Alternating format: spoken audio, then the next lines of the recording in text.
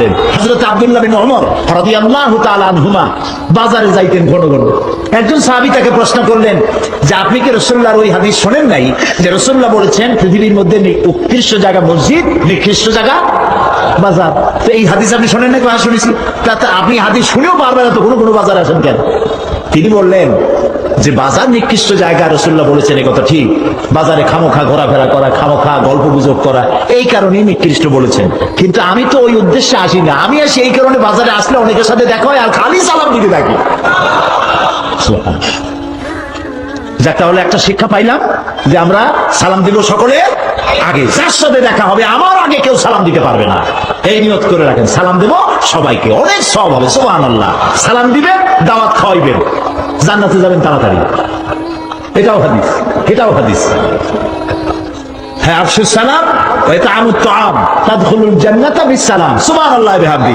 আপনি মানুষকে সালাম দিবেন আর মানুষকে দাওয়াত দিবেন, খালি অপরের বাড়িতে যেয়ে জমের খাওয়া খাবেন এটা ঠিক না। নিজের বাড়িতেও দাওয়াত দিয়ে খাওয়াইতে হবে। এই যে খাওয়া দাওয়া ইত্যাদি, ইসলাম কত নিয়ামত, কোন আলহামদুলিল্লাহ, বিরাট নিয়ামত। এই কাজটি যত বেশি বেশি করবেন মহব্বত বাড়বে। হাদিয়া দেবেন, তাহাদ্দু তাহাব্বু, হাদিয়া দেবেন মহব্বত বাড়বে। রাসূলের হাদিস, সুবহানাল্লাহ। একটা আতর দিলেন, একটা কি বলে একটা তসবিহ দিলেন, অথবা একটা টুপি দিলেন, অথবা 1 কেজি এই কি কয় হ্যাঁ আপেল নিয়ে গেলেন। উনি বোধহয় আপেল বেশি পছন্দ করে, তো একটু আপেল নিয়ে গেলেন, এবার কিছু নিয়ে যাবেন। আর রুগী দেখতে তো অবশ্যই রুগী দেখতে যাবেন। রাসূলুল্লাহ রুগী দেখতে যাইতেন, কপালের উপরে হাত দিতেন আর দোয়া পড়ে ফু দিতেন, সুবহানাল্লাহ বলেন, ফু দিতেন, তার সম্পর্কে জিজ্ঞাসা করতেন, হাদিয়া নিয়ে যাইতেন। এই কাজগুলি আমরা করলে আমাদের মধ্যে মহব্বত বাড়বে। কে কোন দল করে ওইটা আমার দেখার দরকার নাই, মনে থাকবে এই কথা। কে কোন দল করে আমার দেখার দরকার নাই। আমার প্রতিবেশী যদি হিন্দু হয়, সে যদি অসুস্থ হয়, তাকে আপনি দেখতে যাবেন। তার মেয়ে বিয়ে দিতে গেলে পয়সা আছে কিনা আপনি তাকে দেখবেন, পয়সা থাকলে তাকে কিছু খরচ দিয়ে দিবেন। অসুস্থ হলে হসপিটালে যেয়ে দেখতে যাবেন, হিন্দু হোক বৌদ্ধ হোক, যে ব্যক্তি মানুষ তার সেবা আপনি করবেন। খায়রুন নাস মান ইয়ানফাউন নাস, মানুষের উপকার যে করে সেই ভালো মানুষ, সুবহানাল্লাহ। কে বলে যে ইসলাম মৌলবাদী অথবা সন্ত্রাসী অথবা ইসলাম উগ্রপন্থী? ইসলামের চাইতে সহজ সরল, এত সুন্দর মানুষের সাথে মানুষের সম্পর্ক, ভালোবাসা সৃষ্টিকারী জীবন ব্যবস্থা পৃথিবীতে আর নাই। আমরা গর্ব করে আল্লাহর মহব্বতে আমরা চিৎকার দিয়ে বলতে পারি, পৃথিবীতে শ্রেষ্ঠ কোন দিন যদি থাকে তার নাম ইসলাম। বলেন, তার নাম কি? ইসলাম। অন্য ধর্ম বলে আমরা কারো প্রতি কোন হীনমন্যতা প্রদর্শন করতে পারবো না। হযরত ওমর রাদিয়াল্লাহু তাআলা আনহু খলিফাতুল মুসলিমিন, আমিরুল মুমিনিন, রাস্তা দিয়ে যাচ্ছেন। এক যুবক তাকে বললেন, আমিরুল মুমিনিন, আমি একজন খ্রিস্টান, আমি যেখানে চাকরি করি, আমি যে বেতন পাই তাতে আমার সংসার চলে না। আপনি যদি একটু কর্তৃপক্ষকে বলে দেন আর আমার বেতনটা যদি বাড়ে, তাহলে আমি আমার সংসার নিয়ে ভালোভাবে বাঁচতে পারি। হযরত ওমর রাদিয়াল্লাহু তাআলা কিছু বললেন না, শুধু শুনলেন। মাস শেষ হওয়ার কাছাকাছি সময় আসছে, আরেকবার ওই যুবকের সাথে দেখা হলো আমিরুল মুমিনিনের। যুবক বলল, আমিরুল মুমিনিন, আপনি কি আমাকে চেনেন? আমি সেই খ্রিস্টান যুবক যে প্রায় 1 মাসের মতো হলো অমুক জায়গায় আপনার সাথে দেখা হয়েছিল আর আমার কষ্টের কথা আপনাকে শোনাইছিলাম বেতন বাড়াবার জন্য। হযরত ওমর বললেন, যুবক, আমি সেই মুসলমান। খ্রিস্টান বলল, আমি সেই যুবক, আমার চেনেন কিনা? তিনি বললেন, যুবক, আমি সেই মুসলমান। তুমি আমাকে বলার সাথে সাথে আমি কর্তৃপক্ষকে বলে দিয়েছি, এ মাসের বেতন তুমি যাইয়া দেখবা, বর্ধিত আকারে তুমি পেয়ে যাবে। এর নাম ইসলাম। এখানে খ্রিস্টান বলে তাকে কোন রকমের তাকে কষ্ট দেওয়া হয়নি, তাকে ইগনোর করা হয়নি, অবহেলা করা হয়নি। হিন্দু হোক, খ্রিস্টান হোক, বৌদ্ধ হোক, সবাই মানুষ এবং আল্লাহর দৃষ্টিতে প্রত্যেকটি মানুষের সাথে উত্তম ব্যবহার করবে, এটাই মানে দাবি। বাড়িতে বউকে সালাম দিবেন, বাড়িতে গিয়ে এখন মর্যাদা লাগতেছে বোধহয় বউরেও সালাম দিতে হবে। কিছু পুরুষ তো আছে বিবাহ করে মনে করে নওয়াবজাদা নসরুল্লাহ খান হয়ে গেছি, বউ আমার অধীনে। স্ত্রীকে আপনি ঘরের মধ্যে বাইরের থেকে যখন ঘরে ঢুকবেন, দরজা খোলা মাত্রই আপনি বলবেন, আসসালামু আলাইকুম ওয়া রাহমাতুল্লাহ। আপনি ঘরের মধ্যে আল্লাহর রহমত নিয়ে ঢুকলেন, সুবহানাল্লাহ কোন, আলহামদুলিল্লাহ কোন।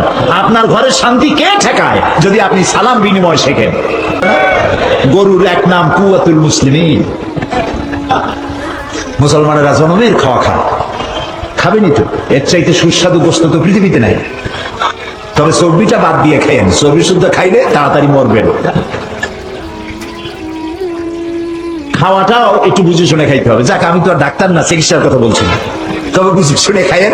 এখানে খুব ভালো ভালো গরু পাওয়া যায়, এই যে বদ্দার হাটে বিক্রি হয় গরুর গোশত, মানুষেরা কেনে পাইকারি দরে চর্বি শুদ্ধ। দুনিয়ায় কিন্তু চর্বি শুদ্ধ বিক্রি হয় না, চর্বি শরীরের জন্য ক্ষতিকর, দরকারও আছে কিন্তু আবার ক্ষতিকরও বটে, সেদিকে লক্ষ্য রাখতে হবে। সুতরাং মূল বক্তব্য হচ্ছে এই যে খালি গরু গোশত খাওয়া, দাড়ি রাখা, দুই ওয়াক্ত নামাজ পড়া, এতেই মুসলমান হওয়া যাবে না। এইসব গুণ আসতে হবে, কোয়ালিটি আসতে হবে, বুঝতে হবে আমি ক্ষুদ্র, আল্লাহ বড়, আমি ফকির, আল্লাহ গনি। সুবহানাল্লাহ কোন, ওয়াল্লাহু গানিয়্যুন ওয়া আনতুমুল ফুকারা। আল্লাহ হচ্ছেন কেবল সম্পদশালী, গানি, আর ওয়া আনতুমুল ফুকারা, আর দুনিয়ার মধ্যে যা আছে, ব্রুনাই বাদশাহ থেকে শুরু করে, সৌদি আরবের বাদশাহ থেকে শুরু করে যত বড় বড় ধনীরা আছে পৃথিবীতে, সব ধনী। আপনার বাড়িতে খয়রাতিরা যেমন, খয়রাতি ভিক্ষুক আছে না, আপনারা কি করেন? ভিক্ষুক বলেন। এই ভিক্ষুকরা আপনার কাছে যেমন, আল্লাহর কাছে গোটা পৃথিবীর মানুষ সব কেন। মানুষেরা নিজেকে যত ফকির ভাববে, আল্লাহ তত খুশি হন তার প্রতি। সুবহানাল্লাহ। তুমি বলো আমার কিছু নাই, আমি ফকির, আমার কিছু নাই, আল্লাহকে আমি গনি, সব দেবো। সুবহানাল্লাহ, সুবহানাল্লাহ। সেই জন্য চাইতে হবে কার কাছে? আল্লাহর কাছে। আল্লাহ তাআলা বলে দিয়েছেন, দেখো তোমরা ফকির, আমি গনি, তোমাদের যা দেই সব ফুরায় যায়, তোমরা খাইয়ে শেষ করি ভালো, আর আমার কাছে যা আছে সব থাকে। এই যে লক্ষ লক্ষ টন ধান আমি দেই, ধান পান নাই নাকি? পাইছেন কিনা? শুকর তো আদায় করবেন না। যখন মরিচের দাম একটু বেশি হয়, এই যে বন্যা হয়েছিল না, কাঁচা মরিচের দাম কত হয়েছিল? 120 টাকা, 160 টাকা, 80 টাকা, তারপর বেগুন হয়েছে 80 টাকা। হায় হায় রে, কি তখন বক্তৃতা! এই সরকার আর এক মুহূর্ত ক্ষমতায় থাকার কোনো কি নেই, হ্যাঁ, অধিকার নাই। কাঁচা মরিচ 150 টাকা, এই দেশে মানুষ থাকে। এখন যে মুলা গরিবও খায় না, সে যুগুর কিন্তু আদায় করে না।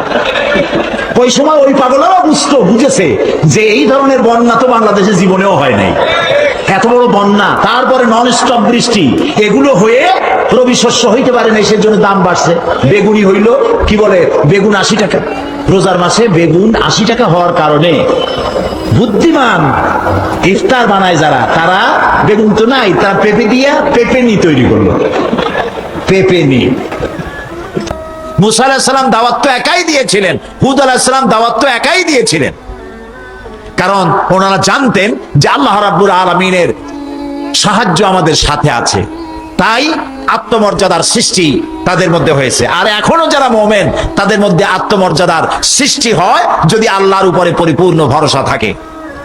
কোন মসজিদের ইমাম মসজিদের মেম্বরের উপরে দাঁড়িয়ে হক কথা বলতে বিরত থাকবে তখন যখন সে মনে করবে আমার রুজির মালিক এই মসজিদের মোতাওয়াল্লি, সেক্রেটারি অথবা ক্যাশিয়ার।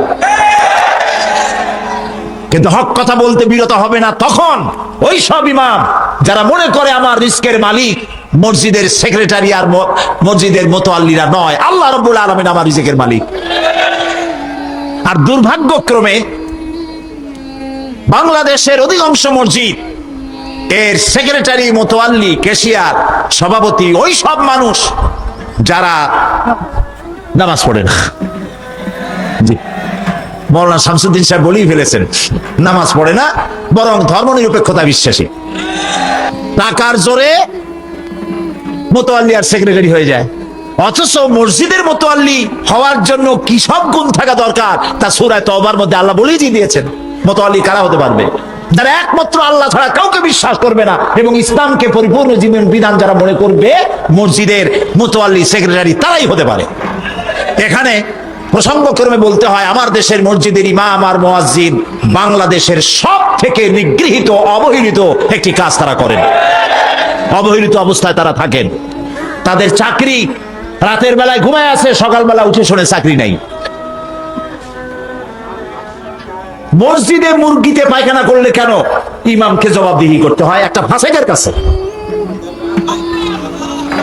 এই জন্য পার্লামেন্টে আমি মসজিদের ইমাম মুয়াজ্জিনদের সার্ভিস রুলস জারি করার জন্য গভর্নমেন্টের কাছে দাবি করেছি,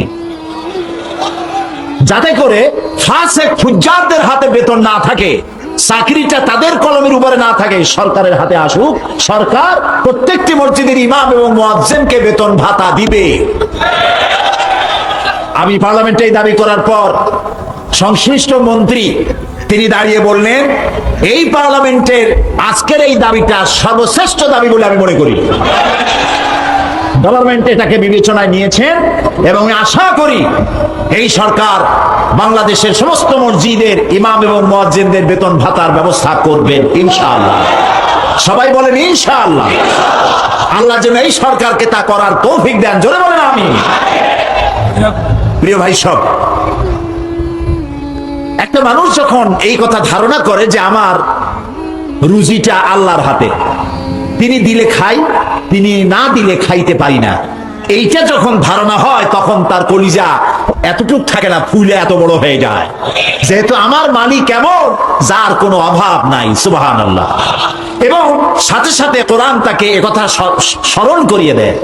আল্লাহ রাব্বুল আলামিন বলেন, ওয়ামা মিন দাব্বাতিন ফিল আরদি ইল্লা আলাল্লাহি রিজকুহা।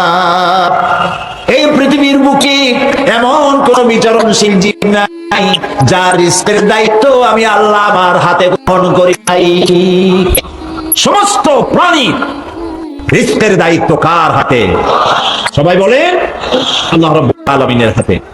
সেই ক্ষুদ্র পিপিলিকা থেকে আরো ছোট্ট প্রাণী, মার মধ্যে ছোট্ট ছোট্ট পোকা দেখেন না, ছোট্ট ছোট্ট পোকা, একদম চোখে, সাধারণ চোখে দেখা যায় না, মাইক্রোস্কোপ যন্ত্র দিয়ে দেখা যায়। এমন পোকারও জননেন্দ্রিয় আছে, এমন পোকারও হার্ট আছে, কিডনি আছে, পাকস্থলী আছে, চোখ আছে, হাত পা আছে, সব আছে। আমাদের জাতির পিতা বলেন নামটা কি? ইব্রাহিম আলাইহিস সালাম। আল্লাহর পয়গম্বর হযরত ইব্রাহিম আলাইহিস সালাম, তিনি আল্লাহ রাব্বুল আলামিনের ব্যাপারে যে কথাগুলি বলেছেন, রব্বুল আলামিন ওই কথাগুলি কোরআনে কারীমের ভিতরে চিরন্তন করে দিয়ে আমাদের হেদায়েতের রাস্তা পরিষ্কার করে দিয়েছেন।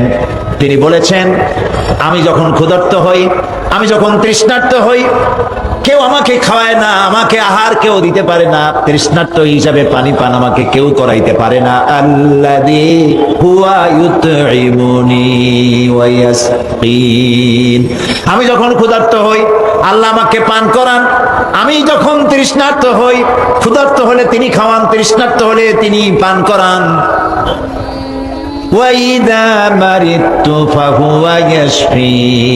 আর আমি যখন রোগাক্রান্ত হই আল্লাহ রাব্বুল আলামিন আমাকে রোগ মুক্ত করে দেন। এই যে সাবমিশন, ডেডিকেশন, নিবেদিত হয়ে যাওয়া আল্লাহর জন্য, খালিসাতান লিল্লাহ, এই কলিজাটা ইমানের দিক থেকে একদম পরিষ্কার করে ফেলে দিতে হবে। আল্লাহ যেন আমাদের তৌফিক দেন, বলেন আমিন। এই কলিজার মধ্যে সব থেকে বেশি মহব্বত হবে কার? সব থেকে বেশি ভয় হবে কার? আর আল্লাহর সাথে সব থেকে, এরপরে আল্লাহর পরে সব থেকে বেশি মহব্বত হবে কার? রাসূলের। বলেন কার? সুতরাং এই কথাগুলি কোরআন আমাদেরকে বারবার স্মরণ করে দিয়েছে। সাহায্য কারো কাছে পাবো না, গায়ব থেকে যে সমস্ত সাহায্য আসা দরকার তা কেবলমাত্র কে দিতে পারে? কারণ হচ্ছে আন্নাল কুওয়াতা লিল্লাহি জামিআ, সমস্ত ক্ষমতার উৎস কে? এই জন্য ওই রাজনৈতিক স্লোগান আপনারা কোনোদিন বিশ্বাস করবেন না, যে রাজনীতিবিদটা বলুক না কেন যে ক্ষমতার উৎস জনগণ। এটা আপনারা শুনছেন কিনা? ক্ষমতার উৎস জনগণ। আমি বলি ক্ষমতার উৎস এই আপনারা, এই জনগণেরা যাদের নাকে ময়লা, দাঁতে ময়লা, পেটের মধ্যে দুর্গন্ধ, আপনি সব ক্ষমতার উৎস।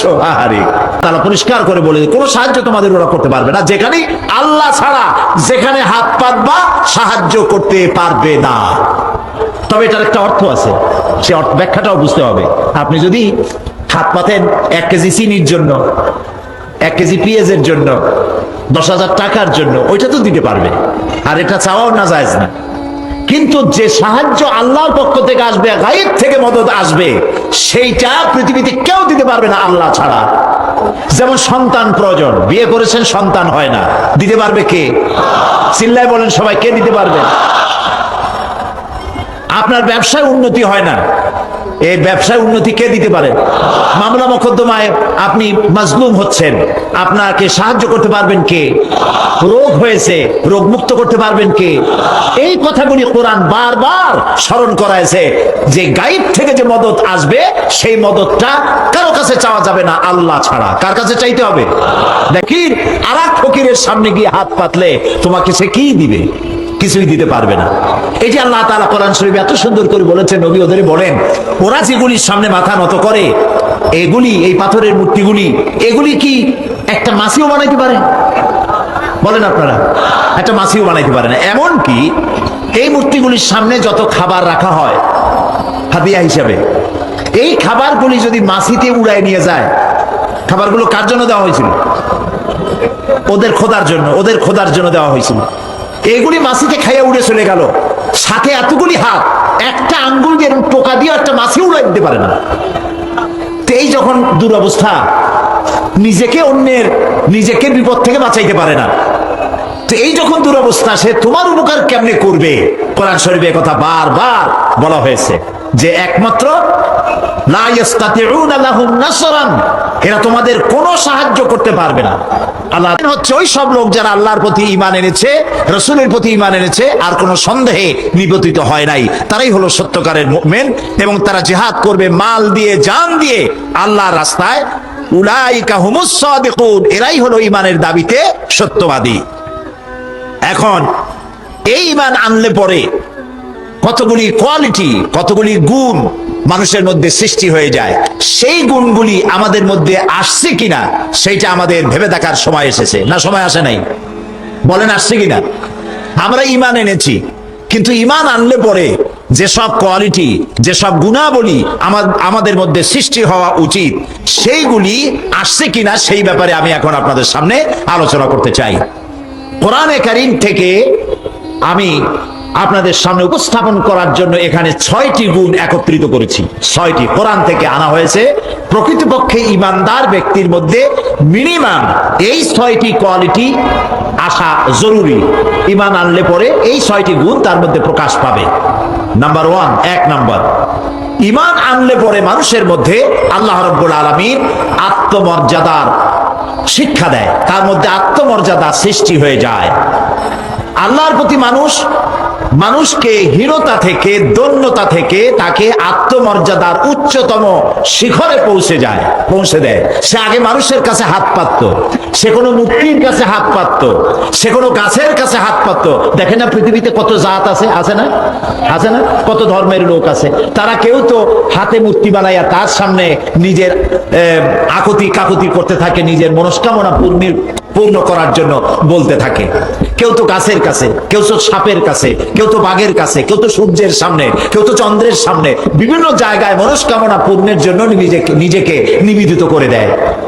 তো ইসলাম যখন একটি মানুষ এই কালেমা পড়লো, লা ইলাহা ইল্লাল্লাহু মুহাম্মাদুর রাসূলুল্লাহ, জোরে পড়েন সবাই মিলে, লা ইলাহা ইল্লাল্লাহ।